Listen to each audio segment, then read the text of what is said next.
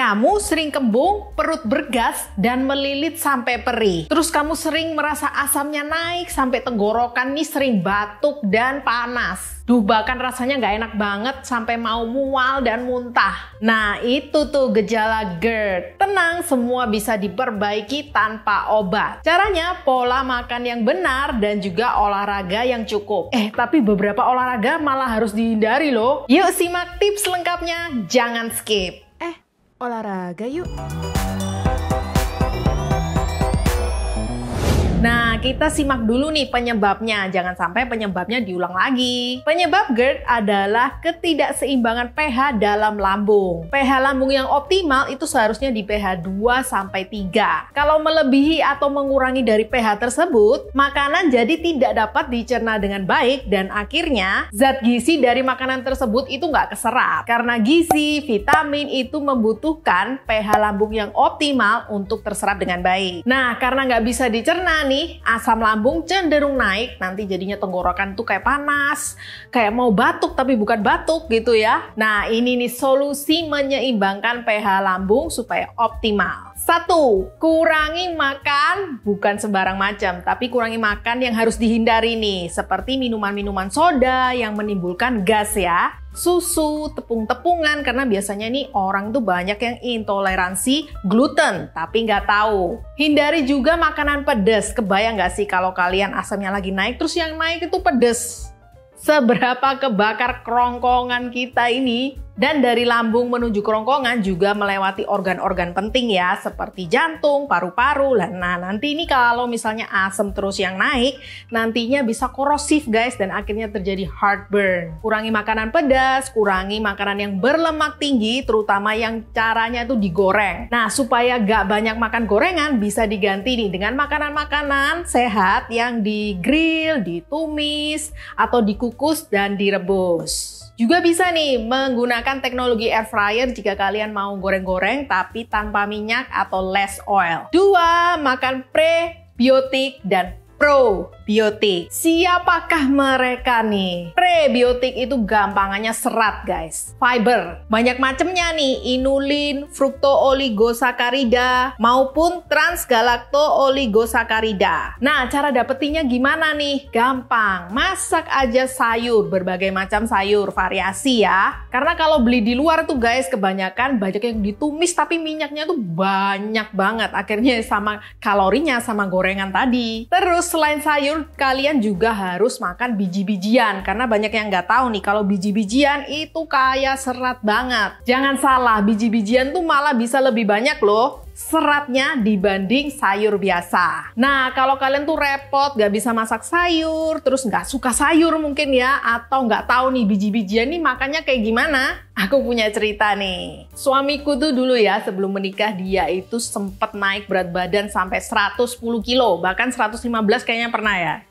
Pernah? Oh belum ya. 110 kilo guys, tapi udah 3 digit. Terus dia ini mulai nih sakit yang aneh-aneh kayak mual, kayak mau muntah, kayak sakit tapi nggak sakit. Terus dia juga asmanya kambuh, sesek nafas, gak enak. Kayak di sini tuh panas ya. Kita dulu nggak tahu ini penyakit apa, nggak tahu. Kirain sakit jantung kan, kita udah mikir yang jauh-jauh sakit jantung, sakit paru-paru. Pada zaman itu juga COVID ya kan. Ternyata kita baru tahu itu penyakit namanya GERD. Itu asamnya naik ya sampai panas, menyebabkan kita kayak sakit dada, padahal ya itu dari lambung sakitnya. Nah, ketika kita udah tahu nih nama sakitnya GERD, aku langsung bilang gini, kamu harus makan serat, sayuran. Tapi dia memang nggak terlalu suka sayuran ya. Jadi PR banget nih buat dia. Nah, akhirnya aku nemu ini nih, solusi.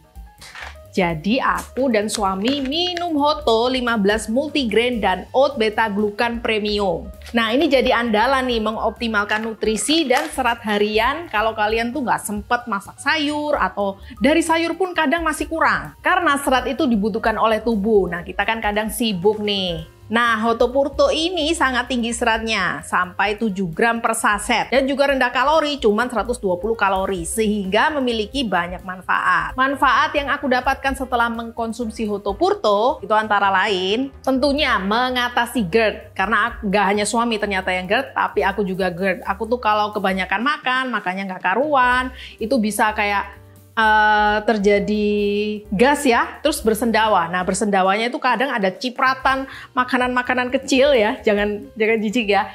Terus ada asemnya gitu. Jadi ketika bersendawa keluarnya cair, asem, aduh. Mampus itu ya. Terus tentunya karena seratnya banyak juga melancarkan BAB.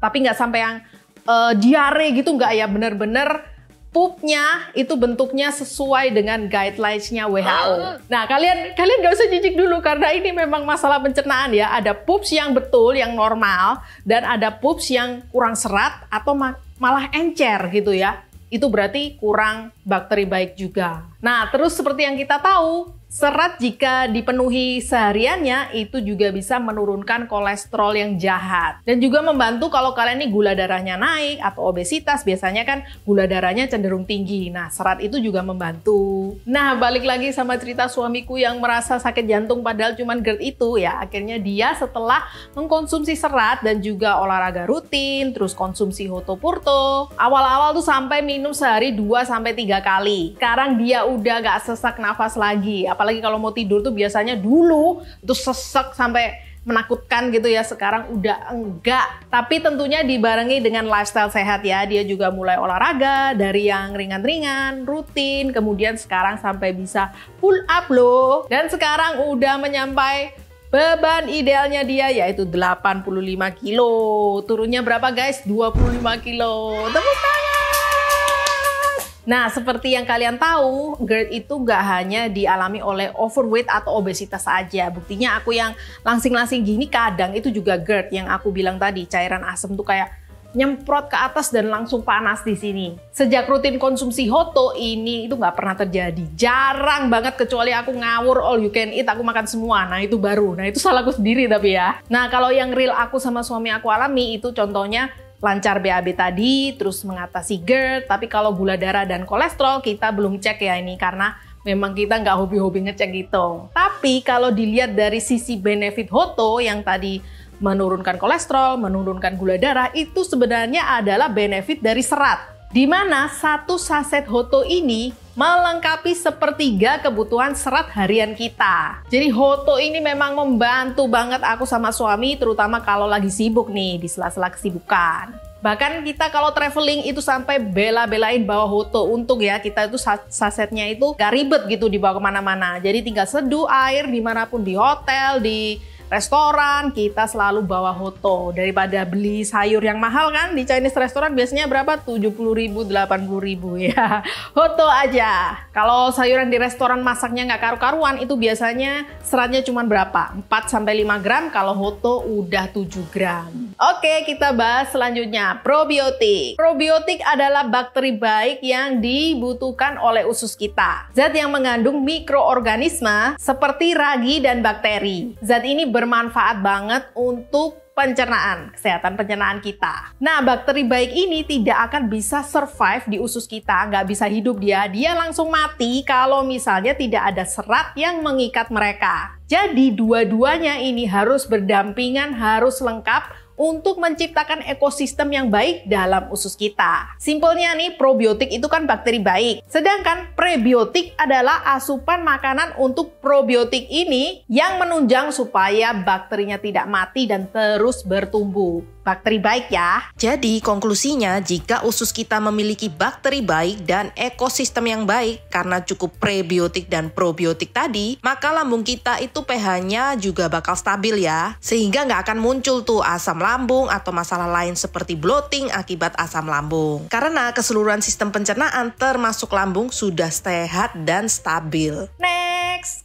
Kunyahlah makanan kalian. Kerja lambung itu akan semakin berat dan dia akan semakin sakit kalau kalian kunyahnya itu cuman terus ditelan kayak mukbangers zaman sekarang ya. Jangan ditiru tuh, udah makannya cepet-cepet, pedes-pedes lagi, itu mau GERD, Anda mau GERD? Ya, terus kita nonton, tiru-tiru tuh karena nontonnya itu tiap hari, akhirnya terinspirasi, akhirnya timbullah generasi GERD. Nah, salah satu bedanya aku sama suami, kalau aku tuh memang sering lupa ngunyah ya, jadi yang tadi cairan asam nyiprat itu ya gara-gara apa? Kurang dicerna, jadi nyipratnya pun kadang itu ada makanan kecil-kecil deh.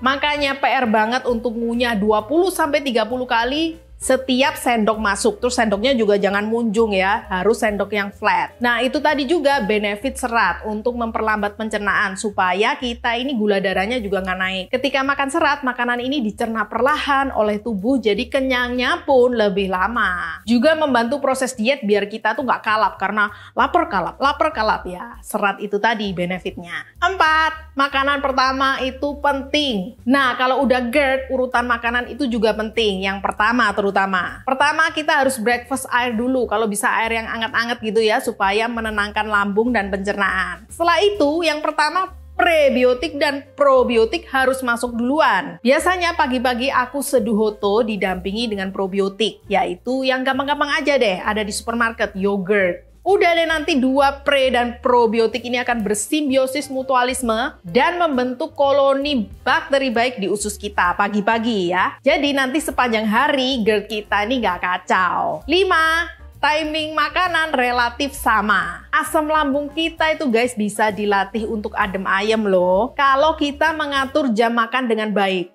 Detik menitnya itu nggak usah sama guys, tapi kisaran ya. Misalnya jam 10 sampai jam 11 breakfast misalnya nih. Ya jangan tiba-tiba kalian breakfast jam 6 pagi atau besoknya tiba-tiba breakfastnya jam 12 siang. Nah itu mengagetkan lambung kita karena lambung kita udah kita siksa nih sampai dia GERD ya kan. Karena tubuh kita juga punya circadian rhythm yang sendiri-sendiri. Jadi kalau misalnya kalian breakfast jam berapa, ya kira-kira di situ kisarannya. Tips olahraga. 1. Hindari yang kepalanya di bawah dulu. Kalau kalian masih GERD nih, biasanya katupnya itu agak-agak rusak ya, katup yang menutup itu.